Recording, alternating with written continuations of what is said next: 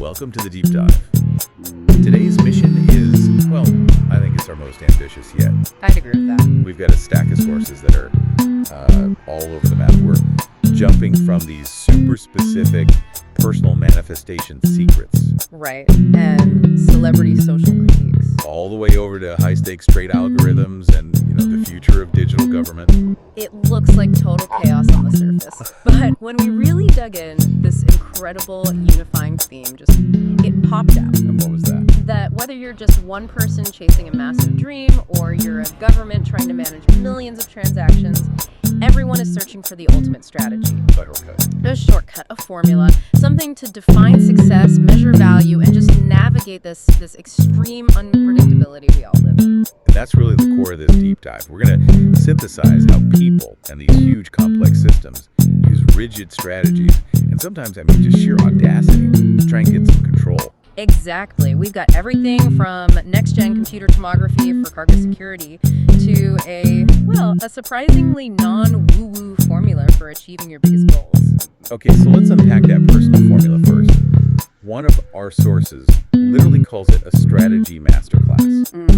And the first step isn't just wanting something, it's demanding it unapologetically. It's about replacing humility with grandeur. And that's where the strategy part really starts. The sources insist on this almost operational level of detail. What do you mean by operational? Well, it's not enough to say I want to be wealthy or I want a better job. You have to define it with just intense specificity. Like the exact model of the car. The exact model of the car, the specific neighborhood you want to live in, the whole 10-year plan laid out. Because that level of detail, it acts like a cognitive roadmap. It becomes a non-negotiable deadline for your brain. So the detail isn't really about the stuff, the objects. It's about making the goal so real, so tangible, that it activates the next part of the plan. Which is? Realizing that manifesting is fundamentally work, not luck. Exactly. And this just cuts right through that passive idea that you just, ask the universe and it delivers. Right. The strategy here is hard work. It's dedication. It's consistency, all applied to these little micro milestones. So give me an example from the sources. Okay, so to meet a really aggressive monthly sales goal, the strategy wasn't hoping for some huge order to come in. It was about applying relentless control. Like waking up at 4 a.m. Waking up at 4 a.m. every single day to pack orders, just to guarantee the outcome. Or for something smaller, like an expensive pair of shoes, it was identifying one non-optional task, picking up one extra delivery every day, and fund it. I think the part of this framework that people might struggle with is the call for delusion. They frame being delusional as the only way you can achieve delusional things. If the goal is that big, your belief system has to be just as outsized. It's psychological leverage. It's a tool. They talk about telling a doorman at a luxury building, hey, I'm going to live here one day, or fake it till you make it, brand. Well, they call it that, but it's better described as practicing the vision until it's real. Okay. It could be something as simple as putting a temporary visual on your floor that looks like the marble you want, just to mentally inhabit the reality. That practice calibrates your daily habits, posts them for the outcome. But the whole thing just collapses if you don't do the final step. Yes, the why. They stress that the whole strategy is empty without it. You have to know the deep, non-trivial reason behind the goal. That's the heartbeat of dream chasing. Because it's not really about the money or the views, is it? Never. It's about seeking connection, or acceptance, or community. That's the stuff that fuels those 4 a.m. starts when the whole process feels impossible. That idea of identifying true, deep value, it's a perfect bridge to our second section. We're shifting from personal goals to societal status. And this paradox of competence versus rank. Exactly. We see it again and again. Competence almost never aligns neatly with someone's official title, which gives us the almighty janitor trope. I love this trope.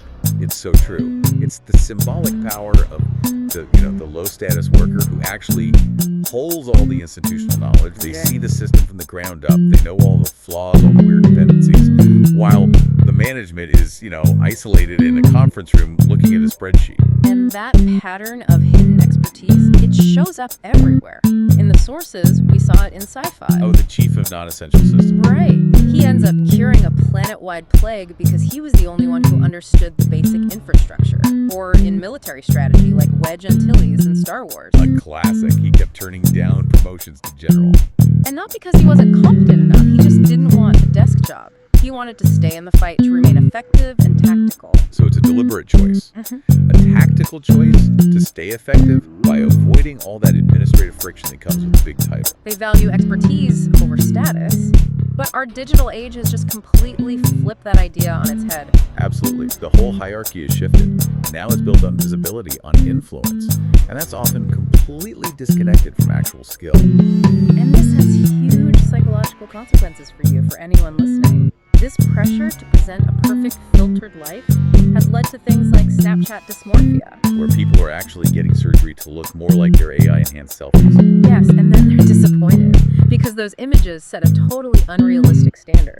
And the chase for this kind of visible-only status creates such a toxic environment. We saw that example of the Influencer Olympics. Oh, right, where your entire experience is based purely on your follower count. But here's the critical detail. The people who got in, they felt forced to lie about how miserable the reality was. Just to protect their brand, their status. Their value wasn't in their skill or their experience. It was in maintaining a profitable lie. It's this brutal self-optimization loop. The whole strategy becomes about maintaining the illusion, even when the reality is actually damaging you. Competence is just devalued in favor of performance. It's really easy to focus on these individual strategies, but these same kinds of high-stakes strategic leaps are happening at a global level. We shift over to government and global trade, we're seeing this massive acceleration towards data-driven governance. The state is becoming a predictive participant. It's trying to anticipate what citizens need before they even ask. And the speed of this change is just staggering. The move to open government data portals, OGD, it's gone from just 24% of countries in 2014 to 80% in 2020. That's a fourfold increase in 6 years. It shows this global push for efficiency and transparency through data. But that speed, it creates new risks. The infrastructure is just way ahead of the guardrails. How so? Well, of the 153 countries that have these OGD portals, only 114 actually have advanced policy in place. That means a huge policy gap, which makes data management and privacy really complicated. And that tension, that regulatory tension, is actually driving innovation in some really high-stakes fields. Like customs and trade security. Exactly. They're moving away from the old way of doing things, which was very document-focused, and they're moving towards something called decision intelligence. Which is basically using advanced data fusion and link analysis to find hidden connections.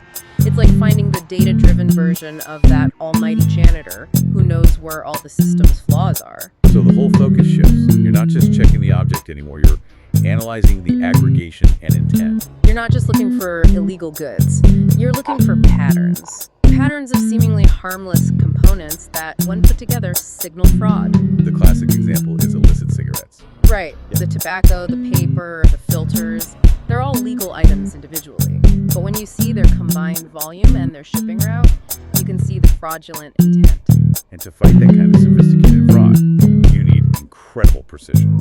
Which is why they're moving beyond those big old X-ray machines to computer tomography or CT technology, but optimized for cargo. And that increases the material specificity. Dramatically. It lets them precisely distinguish between organic and inorganic materials, which just slashes the false alarm rate and speeds up legitimate trade for everyone. So it's this relentless, data-driven hunt for predictability. And yet, there's a mathematical wall to all of it. There is. Our sources brought up this concept of computational irreducibility. Which is a fundamental limit. It is. It says that for some really complex processes, the only way to know the outcome is to just run the process. There is no predictive shortcut. It's like cooking a really complicated meal with 100 precise steps. That's a perfect analogy. You can't predict the exact final taste without following every single step in order. The process is the shortest path to the answer. So even if the universe is deterministic, to us as observers inside it, it remains fundamentally unpredictable. And that mathematical limit on prediction brings us right back to unpredictable human dynamics. Specifically, attraction and social leverage. You know, we always hear that power is the ultimate aphrodisiac, but the sources we looked at give a much more nuanced picture, a kind of matrix of attraction. Right. While, yes, power and physical looks, they signal good genes, and that drives short-term interest. They're not the only things that matter for a lasting partnership. Not at all. The sources really emphasize that intellect and kindness are essential for a long-term commitment. They signal resourcefulness, trustworthiness, stable support. This is the psychology behind a term like sapiosexual. Exactly. It's a strategy. It's about seeking a partner who provides security and growth, not just, temporary excitement. So if attraction has these metrics, then charisma can actually be engineered. To a degree, yes. The sources point to 3 specific skills for building this kind of non-aggressive, long-term magnetism. The first one is targeted attention, which just means giving your full focus to the other person, making them feel like they're the only one in the room. The second is warm confidence. So positive energy that lifts people up, but without ever being needy. And the third, which I found fascinating, is unbothered energy. What's that? It's showing that you are so grounded in your own value that you just stay completely calm and unaffected by negativity or social friction. It signals this kind of psychological dominance, but without aggression, and people instinctively respect that. I was actually shocked at how you get. One source even broke down a CIA tactic For dating. for preventing a target from gaining leverage or dominance over you, even in a dating scenario. And that's the parallel conversation tactic. Explain that. If you're attracted to someone or you want to get information from them, you strategically talk to someone parallel to them, not directly at them. And the goal is to seem like a non-threat. A non-threat, exactly. But it also triggers their subconscious desire for your attention. It's a way to get closer to your objective, whether that's information or romance, without giving up control or power. That sort of speaks to another surprising insight, the desire gap, especially as it relates to men. Yes, that was a really interesting point.